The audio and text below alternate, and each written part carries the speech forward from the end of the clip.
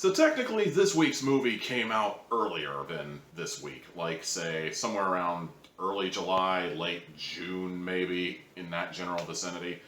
I ended up not getting to it because at the time I was getting married, I was moving in, and I was setting up my office here, and things were kind of busy and hectic, and I didn't really have time to actually sit down and record reviews like I do now. But then you get a week like this, where you look around the new releases section, and there is just nothing to talk about at all. Just nothing. I mean, the Kissing Booth 2? I didn't even know there was a Kissing Booth 1. What if I reviewed Kissing Booth 2 first? I mean, I might be missing out on some hardcore Kissing Booth lore here, you know what I'm saying? But I still remember trying to record the See No Evil movies back to back, and quick spoiler here, but I'm going to be doing that with another trilogy of movies here in the not-too-distant future.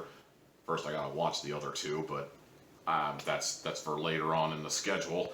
But I'm kind of gonna do my marathon reviews a lot more sparingly, he says, as if he recorded more than one. So you know what? I decided this is the week I'm going to cash in one of my late-to-the-party credits, as I like to call them. Yeah, I know this isn't exactly a new movie, but goddamn if there's nothing else out there right now. So you know what? We're gonna just come to this party right now that's on its way out and see if it was really worth talking about.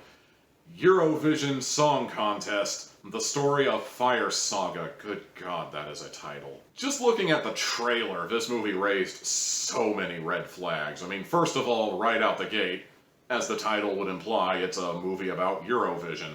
Something that I'm really not all that familiar with. So I can't really guarantee how authentic the Eurovision experience in the movie actually is, but on the other hand, I do remember that book club I brought up in my Continuum Force review.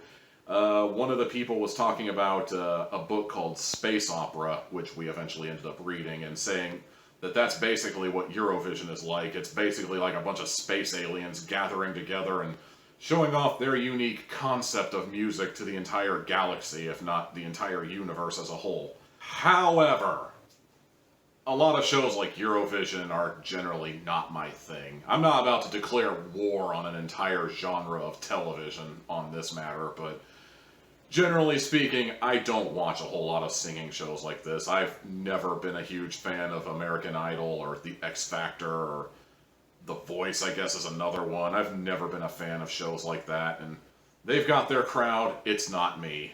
And Eurovision is kind of in that same demographic from what I can tell personally, so that.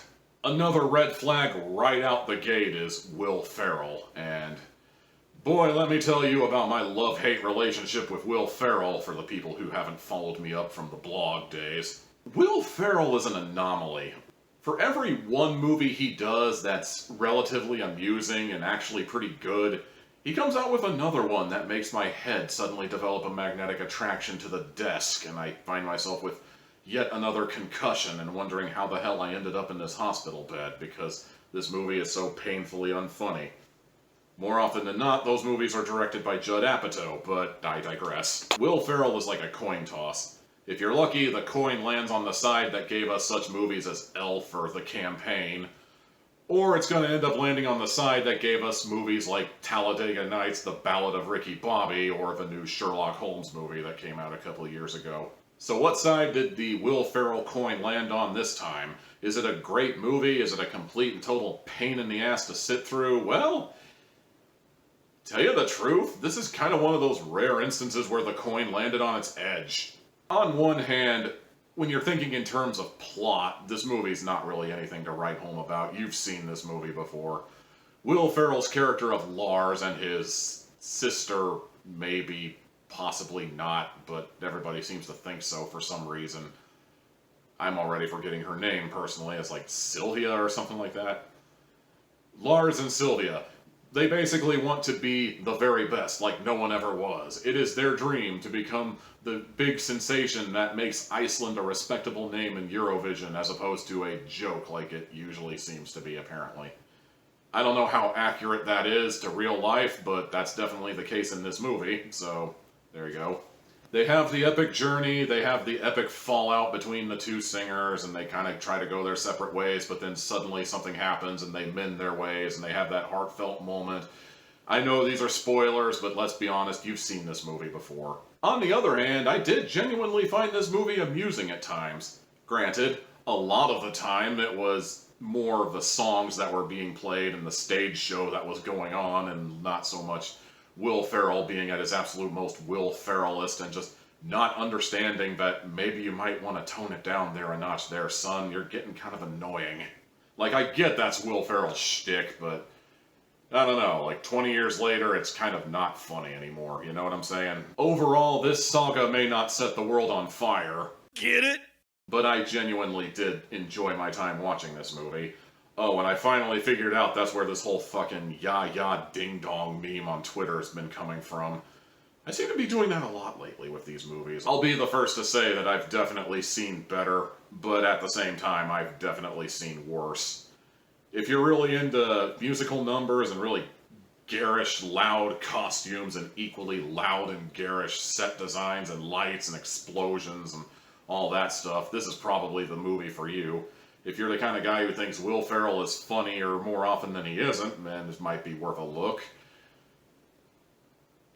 2 hats out of 4 for me personally. And that's going to do it for this week's Hatflix and Chill. I still have a couple of late to the party credits left in my surplus, but I don't plan on cashing them in, like, immediately.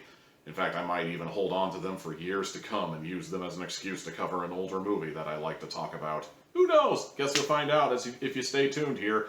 And a good way to stay tuned and keep up to date is to like, comment, and subscribe, and ring the bell to show that you actually mean it. Stay in tune for more Tommy Teal Hat goodness.